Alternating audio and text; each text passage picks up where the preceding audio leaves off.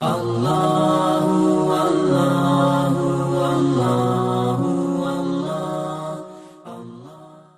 الجبار والصلاة والسلام علی رسولہ المختار وعلی آلہ الاطہار واصحابہ الاخیار الی یوم القرار اما بعد اعوذ باللہ من الشیطان الرجیم بسم اللہ الرحمن الرحیم منہا خلقناکم وفیہا نعیدکم وَمِنْهَا نُخْرِجُكُمْ تَارَةً أُخْرَى صدق اللہ العلی العظیم۔ وقال رسول اللہ صلی اللہ علیہ وسلم اذا وضعتم موتاکم فی قبورکم فقولوا بسم اللہ وعلی ملت رسول اللہ او کما قال علیہ السلام۔ بزرگان محترم اور برادران عزیز، گزشتہ چند جمعوں سے آپ حضرات کے سامنے موت کی بات کی سنتوں کے عنوان سے بیان چل رہا ہے، اور آج آپ حضرات کے سامنے نماز جنازے سے متعلق چند اہم مسائل اور میت کو دفن کرنے کا مسنون طریقہ بیان کرنے کا ارادہ ہے۔ امید کہ آپ حضرات دل کے کانوں سے میری معروضات سماعت فرمائیں گے۔ بزرگوں اور عزیز دوستو، نماز جنازے سے متعلق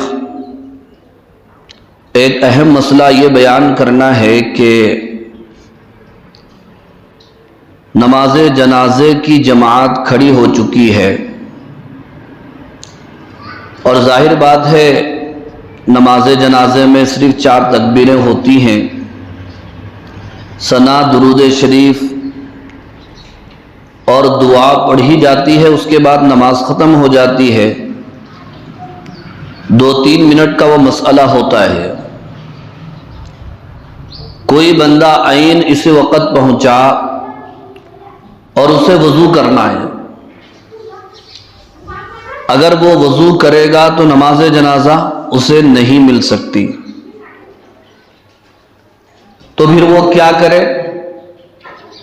فقہاء نے، علماء نے مسئلہ لکھا ہے،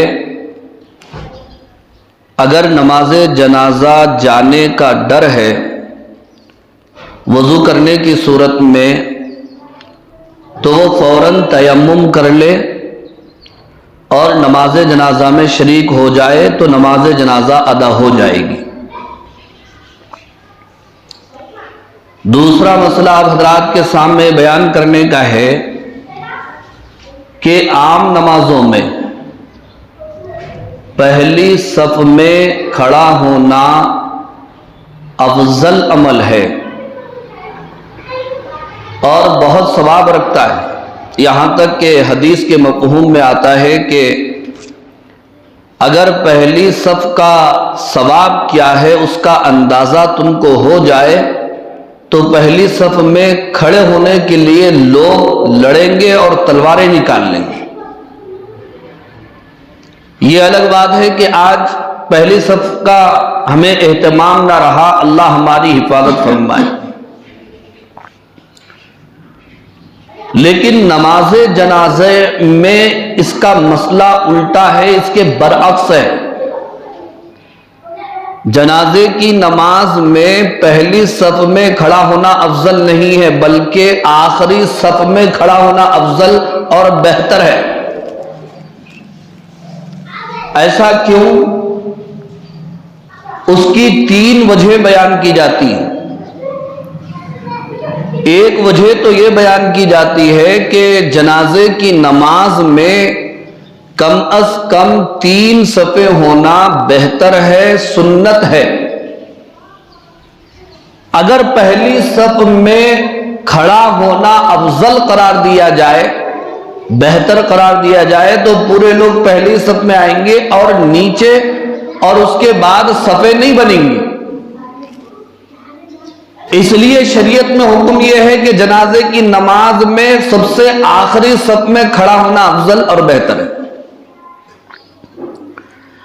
اور دوسری حکمت اور مصلحت یہ بیان کی جاتی ہے کہ پچھلی صف میں جو لوگ کھڑے ہوتے ہیں ان میں عاجزی انکساری تواضع زیادہ ہوتا ہے، اور میت کے لیے جتنی عاجزی اور تواضع سے دعا کی جائے اتنا ہی بہتر ہے، اور دعا کے قبول ہونے کے امکانات زیادہ ہیں. اس لیے بھی پچھلی صف میں کھڑا ہونا افضل قرار دیا گیا جنازے کی نماز میں. ایک حکمت یہ بھی بیان کی جاتی ہے، بت پرستی کی تشبہ اور بت پرستی کی ایک مشابہت نماز جنازے میں اگلی صف میں کھڑے ہونے کی وجہ سے پیدا ہو سکتی ہے. اس لیے بندے کو جہاں تک ہو سکے وہ پیچھے کھڑے ہونے کی کوشش کرے. تو دوسرا مسئلہ جو بیان کرنے کا ہے وہ یہ ہے کہ جنازے کی نماز میں پہلی صف میں کھڑا ہونا افضل نہیں ہے، آخری صف میں کھڑا ہونا افضل اور بہتر ہے. جنازے سے متعلق ایک تیسرا بڑا اہم مسئلہ سماعت فرمائیے، وہ یہ ہے کہ ایک آدمی ایسے وقت جنازے کی نماز میں پہنچا جبکہ امام نے تکبیر تحریمہ کہہ دیا، تو اب وہ نماز میں کیسے شریک ہو، وہ نماز جنازے میں کیسے داخل ہو، یا وہ اپنی چھوٹی ہوئی تکبیروں کو کیسے ادا کرے. اس سلسلے میں مسئلہ یہ ہے بزرگ اور عزیز دوستو، اگر کوئی آدمی ایسے وقت پہنچا امام صاحب نے کچھ تکبیریں کہہ دی ہیں اور وہ ثنا پڑھ رہے ہیں، درود شریف پڑھ رہے ہیں یا پھر دعا پڑھ رہے ہیں، تو وہ تکبیر کا انتظار کرے، فوراً آتے ہی اللہ اکبر کہہ کر شریک نہ ہو جائے، امام کی تکبیر کا انتظار کرے. جب امام اللہ اکبر کہے تو یہ بھی امام کے ساتھ اللہ اکبر کہہ کر نماز جنازے میں شریک ہو جائے. اب شریک ہونے کے بعد کیا پڑھے؟ ثنا پڑھے، درود شریف پڑھے یا دعا پڑھے؟ تو علماء اکرام یہ بیان فرماتے ہیں کہ اگر اسے اندازہ ہے یا اسے پتا چل گیا ہے کہ یہ کون سی تکبیر ہے، امام صاحب کون سی دعا پڑھ رہے ہیں، معلوم ہے تو وہ وہی پڑھ لے، اور اگر معلوم نہیں ہے تو ثنا سے اپنی نماز شروع کرے. گویا کہ امام صاحب کے ساتھ اسے جو تکبیر ملی ہے وہ اس کے حق میں پہلی تکبیر ہے، اور وہ ثنا پڑھے، پھر اس کے بعد درود شریف پڑھے، پھر اس کے بعد ظاہر بات ہے ایک دو تکبیریں چھوٹ چکی ہیں، امام صاحب تو سلام پہ پھیر دیں گے، لیکن وہ سلام نہ پھیرے، وہ اپنی چھوٹی ہوئی تکبیروں کو ادا کرے. وہ مسبوق ہے، اور چھوٹی ہوئی تکبیروں کو کس طرح ادا کرے؟ اس میں تفصیل یہ ہے، اگر جنازہ اٹھایا نہیں گیا، سامنے ہی رکھا گیا ہے، تو جتنی تکبیریں چھوٹی ہیں اور جو چیزیں اس سے چھوٹی ہیں، جیسے یا درود شریف پڑھنا چھوٹ گیا یا دعا پڑھنا چھوٹ گیا ہے، تو جب تک جنازہ سامنے رکھا ہوا ہے وہ تکبیروں کو اور اس میں چھوٹی ہوئی جو چیزیں پڑھنے کی ہیں وہ پڑھ کر سلام پھیر دیں. اور اگر جنازہ فوراً ہٹایا جا رہا ہے تو ایسی صورت میں کوئی چیز پڑھنے کی ضرورت نہیں ہے، صرف چھوٹی ہوئی تکبیریں کہہ دے اور سلام پھیر لے. یہ ہے نماز جنازہ میں چھوٹی ہوئی تکبیروں کو ادا کرنے کا طریقہ. نماز جنازے کے سلسلے میں ایک اہم مسئلہ یہ ہے جس میں عام طور پر لوگوں کو یا تو علم نہیں ہے یا پھر وہ بغیر علم کے اس کے اوپر عمل کرتے چلے جا رہے ہیں. وہ یہ ہے بزرگوں اور عزیز دوستو، پہلے یہ معلوم کر لیجئے کہ جنازے کی نماز کیا ہے. معلوم ہونا چاہیے کہ جنازے کی نماز میت کے لیے دعائے مغفرت ہے. اور دعا کرنے کا طریقہ کیا ہے؟ پہلے اللہ کی ثنا بیان کرنا ہے، پھر درود پڑھنا ہے، پھر دعا کرنا ہے. جنازے کی نماز میں یہی تو ہوتا ہے، اور کیا ہوتا ہے؟ اللہ اکبر کہتے ہیں، ثنا پڑھتے ہیں، اللہ کی تعریف کرتے ہیں، پھر اللہ اکبر کہتے ہیں، درود شریف پڑھتے ہیں، پھر اللہ اکبر کہتے ہیں، میت کے حق میں دعائے مغفرت کرتے ہیں. اللہم اغفر لحینا ومیتنا وشاہدنا وغائبنا وصغیرنا وکبیرنا وذکرنا وانثانا اللہم من احییتہ منا فاحیہ علی الاسلام ومن توفیتہ منا فتوفہ علی الایمان. اے اللہ ہمارے زندوں کو معاف فرما، ہمارے مردوں کو معاف فرما، ہمارے بڑوں کو معاف فرما، ہمارے چھوٹوں کو معاف فرما، ہماری عورتوں کو معاف فرما، ہمارے مردوں کو معاف فرما. اے اللہ آپ ہم میں سے جسے بھی زندہ رکھیں ایمان پر زندہ رکھ، اور جسے آپ وفات دیں اور موت دے اسے ایمان اور اسلام پر موت اور وفات دے. آپ مجھے یہ بتائیے کہ نماز جنازہ خود دعا ہے میت کے حق میں اور مرحوم کے حق میں. جب میت کے لیے دعا کرنے کا طریقہ شریعت نے یہ بتا دیا تو دعا ہو گئی یا نہیں ہو گئی؟ دعا تو ہو گئی میت کے لیے.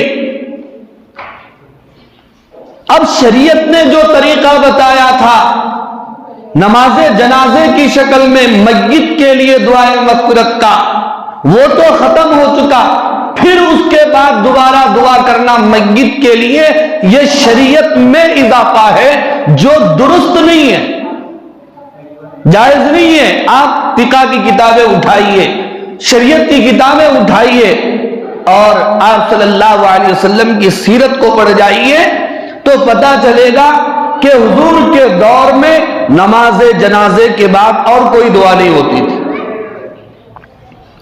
لہذا جنازے کی نماز جب میت پر پڑھ دی گئی تو اس کے بعد اسی طریقے سے جنازے کو اٹھا کر قبرستان کی طرف لے کر جائیں جو طریقہ گزشتہ جمعہ بتا دیا گیا.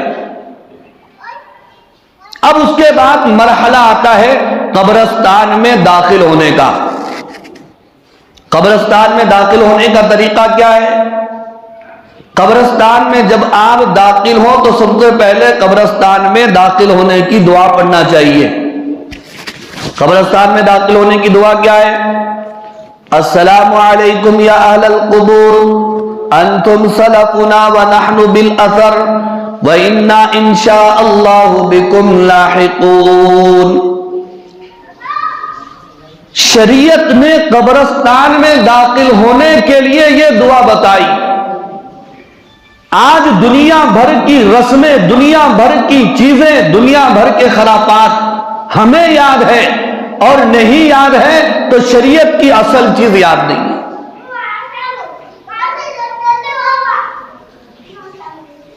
اگر سنت پر عمل کرنے کا شوق ہے، ہم مسلمان شریعت پر چلنے کا جذبہ ہے تو پھر یہ دعا ہمیں فوراً یاد کر لینا چاہیے. بلکہ قبرستان میں داخل ہونے ہی پر نہیں بلکہ قبرستان کے پاس سے بھی گزر ہو رہا ہے تب بھی یہ دعا پڑھنا سنت ہے. آپ بس میں ہیں، بس قبرستان کے پاس سے گزر رہی ہے، لبے سڑک کوئی قبرستان ہے تو اس وقت بھی یہ دعا پڑھنا سنت ہے. عورتیں تو قبرستان میں جا نہیں سکتی، ان کے لیے سنت نہیں ہے قبروں کے پاس جانا، لیکن عورتوں کا گزر بھی کسی وجہ سے سفر میں قبرستان کے پاس سے ہو رہا ہے تب بھی ان کے لیے یہ دعا پڑھنا مسنون ہے. کیونکہ جب ہم قبرستان پہنچتے ہیں اور یہ دعا پڑھتے ہیں تو اللہ اپنی قدرت سے ہماری اس دعا کو، ہمارے اس سلام کو قبرستان کے جو مرحومین ہیں ان تک پہنچاتے ہیں. السلام علیکم یا اہل القبور، السلام علیکم اے قبرستان والو، انتم سلفنا آپ ہم سے پہلے گئے، ونحن بالاثر ہم آپ کے پیچھے آنے والے ہیں، وَإِنَّا إِنشَاءَ اللَّهُ بِكُمْ لَاحِقُونَ ان قریب ہم تم سے ملنے والے. کتنی پیاری دعا ہے. قبرستان میں جب داخل ہوں تو یہ دعا پڑھیں اور قبروں کا احترام کریں. کسی بھی قبر کے اوپر نہ چلے، نہ چپل پہن کر نہ چپل اتار کر. کئی لوگ سمجھتے ہیں کہ چپل اگر اتار دیے تو قبر کے اوپر چل سکتے ہیں. یہ بھی غلط ہے. بات سمجھ میں آ رہی ہے؟ اس لیے کہ آپ میرے پاس سے گزرے یا میں آپ کے پاس سے گزروں، میرے پیروں میں چپل نہیں ہے تو بغیر چپل کے میں آپ کو دھکے مار سکتا ہوں؟ وہ بھی غلط ہے، یہ بھی غلط ہے. یہاں تک کہ علماء اکرام نے لکھا ہے کہ کسی قبر کے پاس ایصال ثواب کے لیے آپ کو جانا ہے، قرآن پاک کی تلاوت کرنا ہے، لیکن اس قبر تک پہنچنے کے لیے آپ کو اور قبروں کو رودنا پڑتا ہے یا کھدلنا پڑتا ہے یا اور قبروں کے اوپر سے آپ کو چلنا پڑتا ہے. تو علماء نے فرمایا مت جائیے، آپ جہاں تک جا سکتے ہیں وہیں جائیے، وہیں سے ایصال ثواب کر دیجیے. احترام ضروری ہے قبرستان میں قبر کا. اور یہاں تک مسئلہ لکھا ہوا ہے کہ جب آپ اپنے کسی مرحوم کے پاس زیارت کے لیے جائیں، ایصال ثواب کے لیے جائیں، تو سرہانے کی طرف سے نہ جائے، پیروں کی طرف سے جائے. یہ ادب ہے مرحوم کا اور میت کا. پیروں کی طرف سے جا کر وہاں سے ایصال ثواب کریں. بہرحال جنازہ اب قبرستان پہنچ چکا ہے اور قبر کی طرف جا رہا ہے. تو جنازے کو قبر کے پاس لے جا کر کس طرح رکھیں؟ علماء اکرام نے لکھا ہے کہ جنازے کو قبر کے پاس لے جانے کا طریقہ یہ ہے کہ اس ڈولے کو یا جنازے کو قبر کے قریب اس انداز سے رکھیں کہ جنازے کی سیدھی طرف قبلہ ہو اور بائیں طرف قبر ہو. اب آپ سمجھ لیجئے کہ یہ قبر ہے تو جنازہ یہاں پر رکھیں گے تو سیدھی طرف قبلہ ہوگا اور بائیں طرف قبر ہوگی. اس طرح جو ہے جنازے کو رکھا جائے گا. جنازہ نیچے رکھنے کے بعد ہی آپ کہیں پر بیٹھ سکتے ہیں، ورنہ آداب میں یہ لکھا ہوا ہے جنازہ رکھنے سے پہلے کسی کو بیٹھنے کی اجازت نہیں ہے. ادب کے خلاف ہے، استحباب کے خلاف ہے. رکھ کر ہی جو ہے آپ کہیں پر بیٹھ سکتے ہیں. قبرستان میں دنیا کی باتیں نہ کریں، شور و شغب نہ کریں، آپس میں مصافحہ اور معانقہ نہ کریں. اپنی موت کو یاد کریں، آخرت کو یاد کریں، قبرستان والوں کے لیے دعائے مغفرت کریں. یہ قبر کے آداب ہے اور قبرستان میں جانے کے آداب. اب آئیے قبر کی حد کیا ہو، اس کی پیمائش کیا ہے؟ قبر کی گہرائی کتنی ہو؟ تو فقہ کی کتابوں میں لکھا ہوا ہے کم سے کم میت کے نصف قد کے برابر گہرائی ہونا چاہیے. نصف قد یعنی ہمارا جو سائز ہوتا ہے وہ سائز کا آدھا حصہ یعنی کمر تک، اتنی گہرائی یہ منیمم ہے. اور میکسیمم پورے سر تک ہونا چاہیے، یہ افضل اور بہتر ہے. گہرائی اتنی ہو پورے قد کے برابر، جو ہمارا سائز ہے 6 فٹ ہو، کوئی 6.5 فٹ ہوتا ہے، کوئی 5.5 فٹ ہوتا ہے، کوئی 5 فٹ ہوتا ہے. تو گہرائی قد آدم کے برابر مکمل ہونا یہ افضل اور بہتر ہے. اور لمبائی کتنی ہو؟ جتنی میت ہو اتنی لمبائی ہو، جتنی میت ہو اتنی لمبائی ہو. اور چوڑائی کتنی ہونی چاہیے؟ چوڑائی نصف قد کے برابر. یعنی آدمی کا جو قد ہے، آدمی 6 فٹ کا ہوتا ہے، 5.5 فٹ کا ہوتا ہے، 6.5 فٹ کا ہوتا ہے، 6 فٹ کا بھی آپ مان لیں تو آدھے قد کے برابر ہونا چاہیے چوڑائی. لیکن عام طور پر ایسا دیکھنے میں نہیں آتا. 3 فٹ तो नहीं खोदते चौड़ाई में 2 फीट 2.25 फीट कब्र चौड़ी नजर आती है, तो कम से कम जो है 3 फीट चौड़ाई हो तो बेहतर है। इसमें सहूलत भी है उतरने वालों के लिए, खोदने वालों के लिए, जनाजे को कब्र में उतारने वालों के लिए 3 फीट चौड़ाई हो। ये कब्र की हद है, इसकी पैमाइश है। अब जनाजे को, मय्यत को कब्र में उतारने का तरीका क्या है? तो जाहिर बात है, अगर मय्यत मर्द है कोई भी उतर सकते हैं, अजीज व अकारिब, रिश्तेदार, वारिसीन उतरे, औलाद उतरे, तो यह आखिरी खिदमत है, बहुत अच्छी बात है। लेकिन जनाजा किसी औरत का है तो जाहिर बात है महरम उसके अंदर उतरे। लेकिन अगर कोई महरम ना हो, मजबूरी के दर्जे में दूसरे लोग भी उतर सकते हैं, लेकिन महरम को उतरना चाहिए अगर मय्यत औरत हो। और दूसरा अदब यह है, मर्द मय्यत के लिए पर्दा करने की जरूरत नहीं है, लेकिन मय्यत अगर औरत हो तो यह भी मुस्तहब है, बल्कि सुन्नत है कि पर्दा करके उस मय्यत औरत का जनाजा कब्र में उतारा जाए। पर्दे के साथ, जैसे गुस्ल देते वक्त पर्दा करते हैं, वैसे ही मय्यत अगर औरत हो तो कब्र में उतारते वक्त पर्दा करके उतारना यह अफजल और बेहतर है।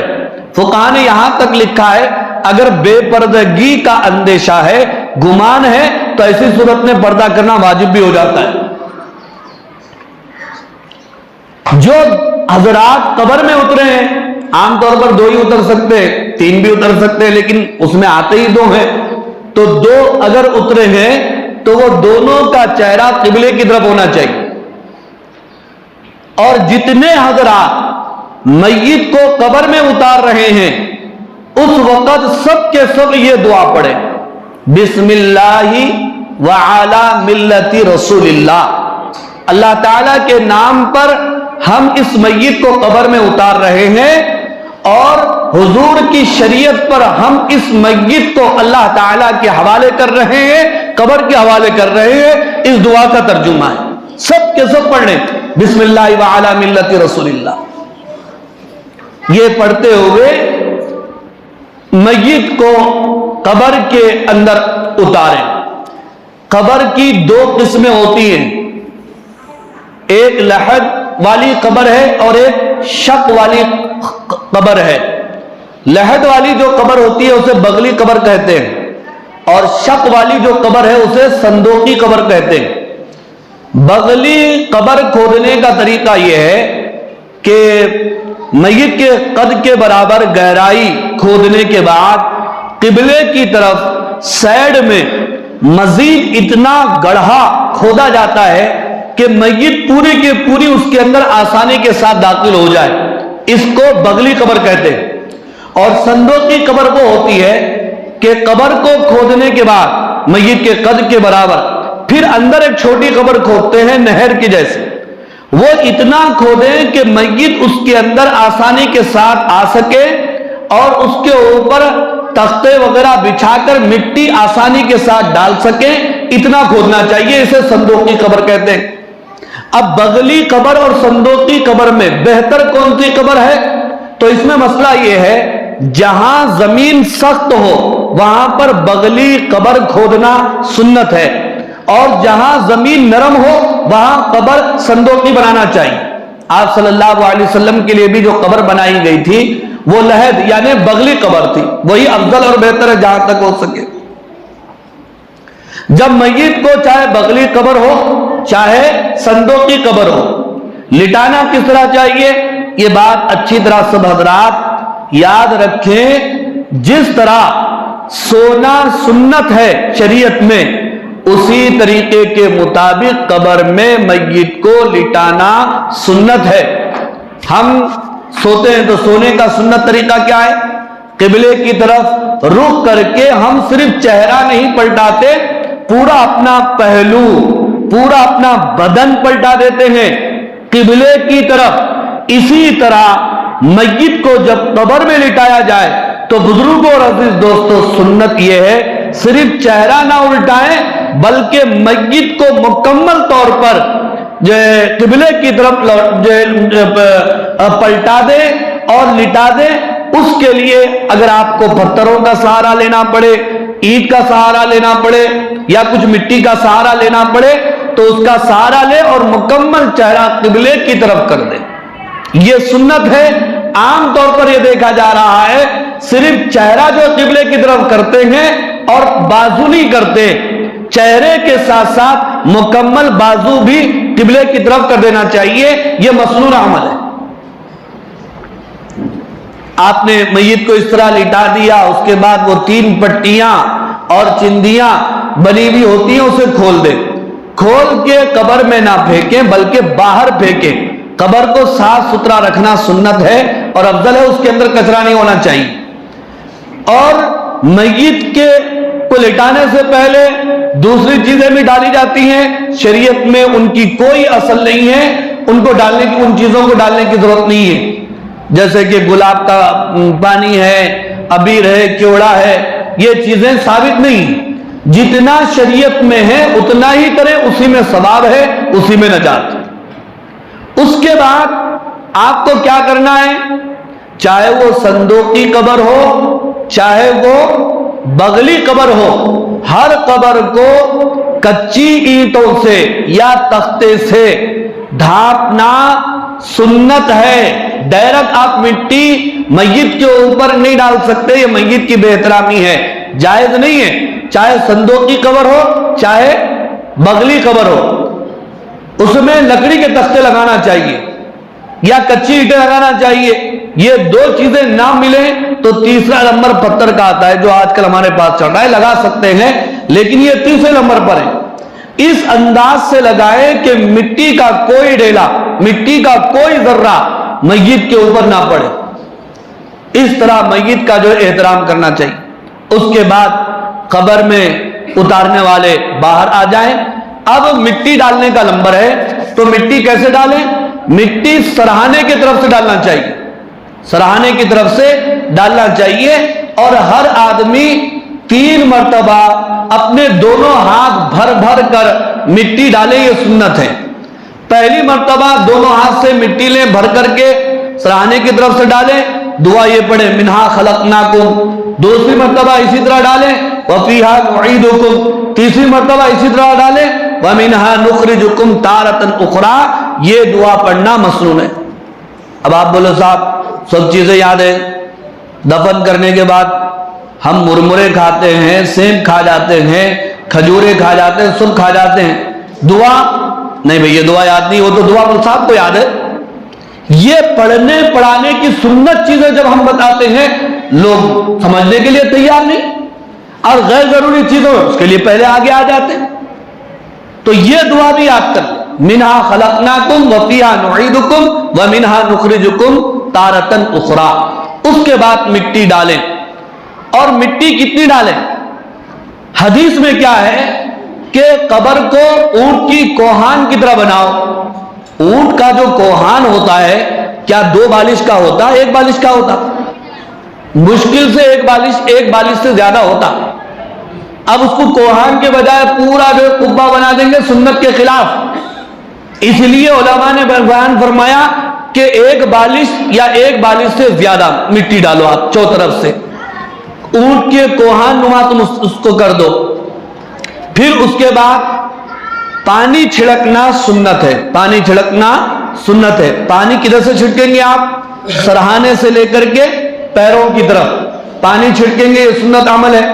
پھر اس کے بعد سورہ بقرہ کی ابتدائی آیات الف لام میم سے لے کر مفلحون تک اور آمن الرسول سے آخر تک, یہ پڑھنا بھی سنت ہے.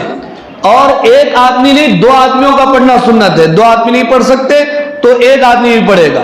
پہلا آدمی سرہانے ٹھہرے گا, دوسرا آدمی پاؤں کی طرف ٹھہر کر کے یہ آیتیں پڑھے گا. اس کے بعد مرحوم کے لیے دعائے مغفرت ہوگی.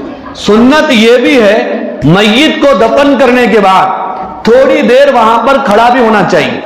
ایسا نہیں کہ فوراً واپس آ گئے.